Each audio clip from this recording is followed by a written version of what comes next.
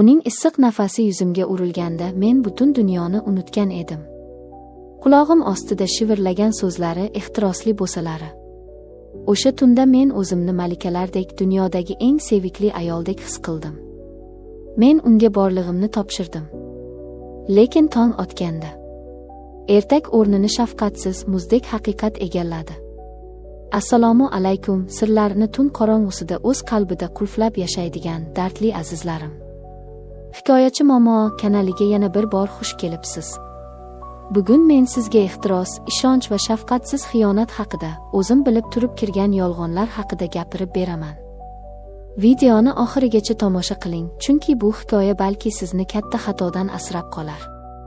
Marhamat, qulayroq joylashib oling, biz boshladik. Men 21 yoshdaman. Ota-onam qattiqqo'l bo'lgani uchun uyda doim erkinliksiz, qafasda yashardim. Opam turmushga chiqqan, pochcham yaxshi inson edi. Men ularning uyga tez-tez yordamlashgani kelib turardim. U yerda o'zimni erkinroq, kattaroq odamdek his qilardim. O'sha yoz kunlarining birida men yana opamnikiga mehmonga kelgandim. Opam erta tongda ishga ketardi, pochcham esa o'z ustaxonasida band bo'lardi. Men uy ishlari bilan andarmon edim.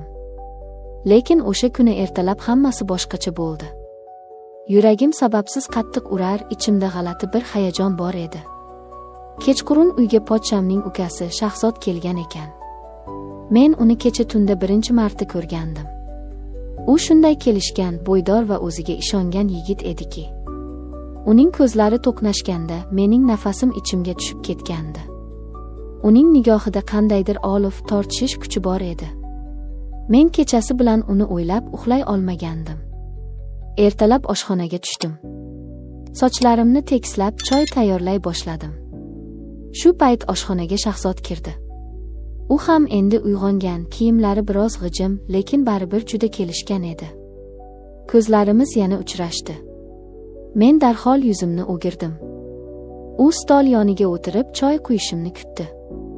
Tong otdi, chiroyli mehmon, dedi u to'satdan past, erkakchasiga shivirlagan ovozda. Mening yuragim qinidan chiqqudek urib ketdi.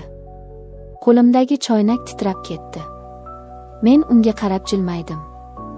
Ha, bugun chiroyli tong, dedim o'zimni yo'qotmaslikka harakat qilib. Uning nigohi go'yoki mening qalbimning qa'riga kirib borayotgandek edi. O'sha kun qanday o'tganini bilmayman. Men xuddi mast odamdek xayollar og'ushida yurardim. Kechga yaqin pochcham va opam qandaydir to'yga ketishdi. Ular kech qaytishlarini aytib, uyni bizga topshirishdi. Uyda faqat ikkovimiz qoldik. Qorong'ilik tusha boshladi. Havo issiq va dim edi. Men mehmonxona derazasidan tashqariga qarab o'tirardim. Uy jimjit, faqat soatning chiqillashi eshitilardi. Men o'zimni yolg'iz his qilmasdim. Xonaning qayeridadir uning nafasi borligini bilardim. Orqamdan sekin qadam tovushlari eshitildi. Men o'girilmadim, lekin yuragim yana o'sha tez ritmda ura boshladi. Shahzod sekin kelib orqamdan turdi. Uning issiq tanasi yelkamga biroz tegib turardi. Uning atiridan keladigan yengil yog'och hidi miyamni aylantirdi. Sen bilan gaplashkim keldi, dedi u qulog'im ostida pichirlab. Uning nafasi bo'ynimga urildi. Badanim jimirlab ketdi. Men bilanmi, dedim hayron bo'lgan kishi bo'lib, lekin ovozim titrab chiqdi. Ha, dedi u bir qadam oldinga tashlab yuzma-yuz bo'lib. Yuragimda bir narsa bor. Buni ortiq yashira olmayman. Kecha seni ko'rganimdan beri aqlimni yo'qotayapman. Men senga oshiq bo'lib qoldim, malikam. Mening yuragim urmay qolgandek bo'ldi. Bu men kutgan, lekin eshitishdan qo'rqqan so'zlar edi. Men unga qaradim, uning ko'zlarida qandaydir yirtqichlik, ayni paytda katta mehr bor edi. Men go'yoki sehrlangandek edim.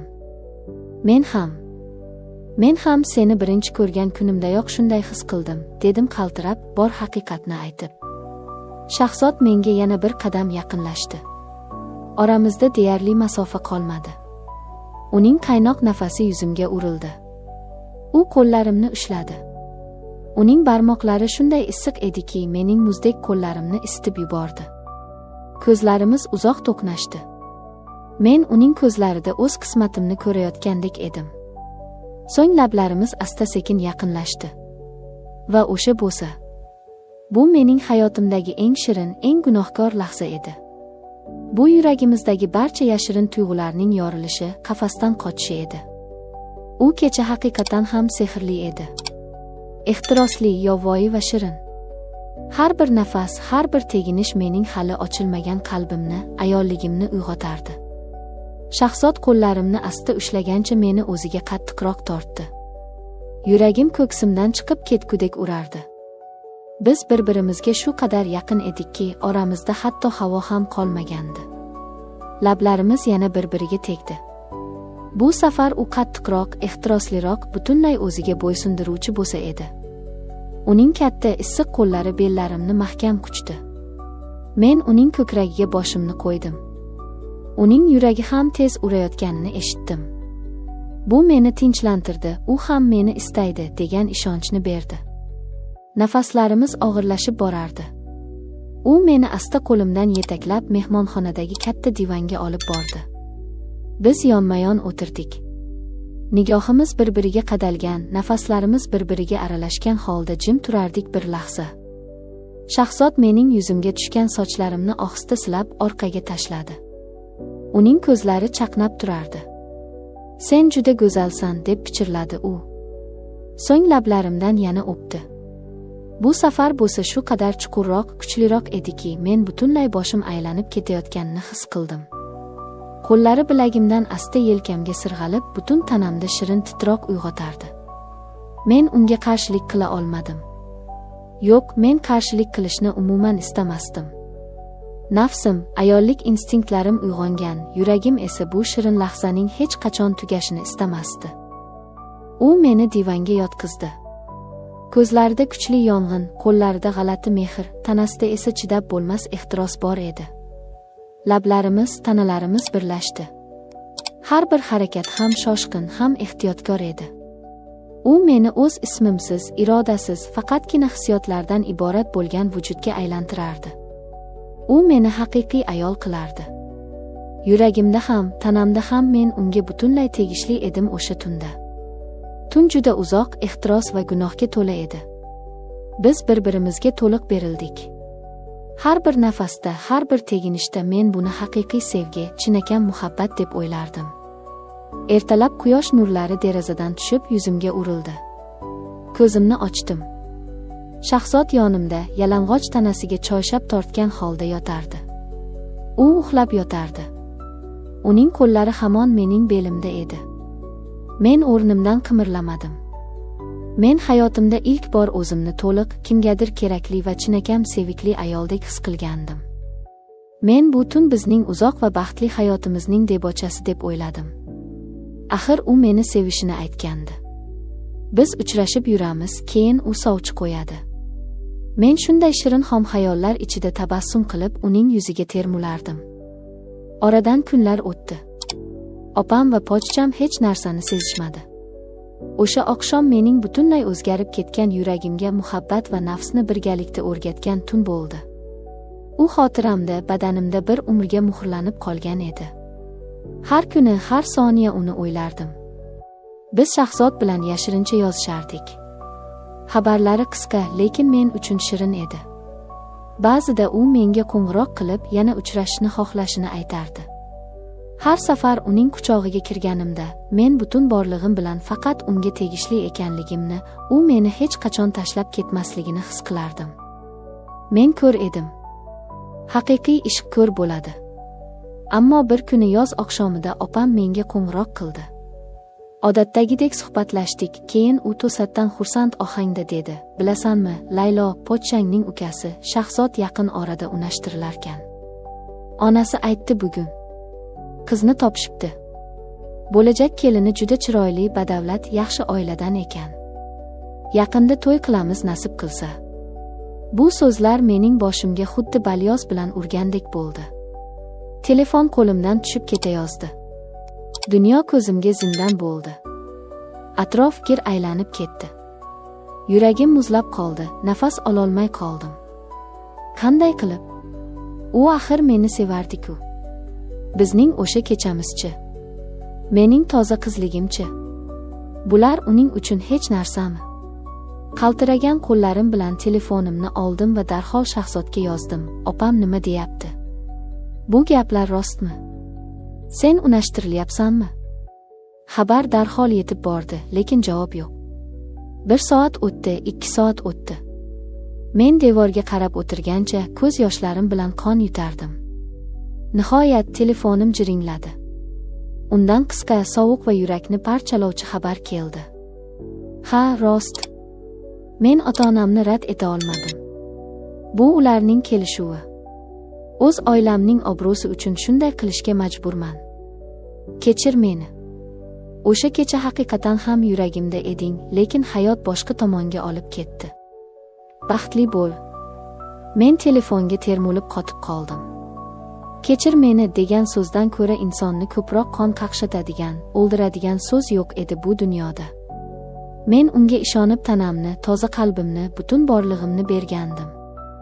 O'z nomusimni, tarbiyamni bir kechalik ehtirosga, uning yolg'on so'zlariga almashtirgan edim. U esa bularning evaziga meni bir ondayoq unutdi. Mening nafsimni qo'zg'atib, his-tuyg'ularimni o'tin qilib yoqib tashlagan yigit endi xotirjamgina boshqa, toza qizga uylanmoqchi edi. O'sha tunni eslashni ham xohlamayman. Men yondim, baqirib yig'ladim, ko'z yoshlarim yostiqni emas, butun hayotimni ho'l qildi. Men o'z qadrimni, o'z baxtimni o'z qo'llarim bilan harom qilgan edim. Yuragimda bu voqea chuqur iz qoldirdi. Bu nafaqat yoshlik ehtirosi izlari, balki shafqatsiz xiyonatning, o'zimga nisbatan qilingan xiyonatning sovuq soyasi edi. Men yigitning yolg'on gaplariga uchgan ko'r ahmoq edim. Lekin men bu yig'i, bu depressiya ichida o'lib ketmadim. Kunlar o'tib, ko'z yoshlarim quridi. Oynaga qarab o'zimga qat'iy shunday dedim: Laylo, sen katta xato qilding. Lekin hayot shu bilan tugamaydi. Endi men undan, o'sha Shahzoddan 1000 marta kuchliman. Endi men o'zimni sevaman. Endi hech qachon yuragimni, eng aziz narsamni kimningdir vaqtincha mehri uchun arzon garovga qo'ymayman. Bu dars menga juda qimmatga tushdi, lekin bu meni ayol sifatida, inson sifatida qotirdi. Aziz qizlar, ayollar. Nafsmi, yolg'on muhabbatmi, yo qandaydir ehtiros. Agar bularning bari zarracha qadr-qimmatingizni, kelajagingizni toptaydigan bo'lsa, qoching. Shirin so'zlarga uchmang. Chinakam erkak sizni kechasi divanga emas, yorug' yuz bilan ota-onangiz oldiga olib boradi. Agar bugungi hikoyamiz sizni ozgina bo'lsa ham o'ylantirgan bo'lsa, videoga like bosing va kanalimizga obuna bo'lishni unutmang. Fikrlaringizni, dardingizni izohlarda yozib qoldiring, biz hammasini o'qiymiz. Keyingi videolarda nafaqat dardli qismatlar, balki hayotiy darslar ham sizni kutmoqda. O'zingizni asrang. Siz bilan Hikoyachi Momo kanali bo'ldi. Ko'rishguncha.